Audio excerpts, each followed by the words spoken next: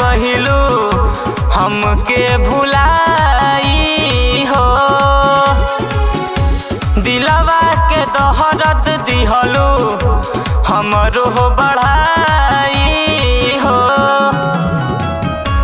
एह जान कहाँ गहिलू हमके भुलाई हो। दिलवा के दहरत दिहलू हमरो बढ़ाई हो। सुन बतिया जबन हम कहिले हो, खाली दिलवा के दर्द सहिले हो।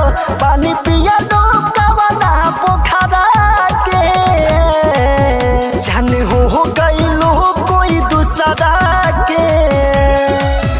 हम जननी नाही तोहरा के, जान हो गइलो कोई दूसरा के। Music by Akshay Singh.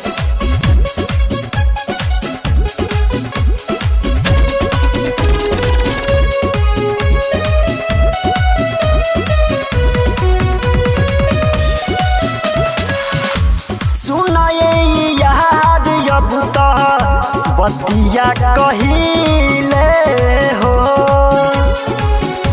कैसे कटाई जिंदगी दुख में कटिले हो। सुनाए याद अब तो बतिया कहिले हो। कैसे कटाई जिंदगी दुख में कटी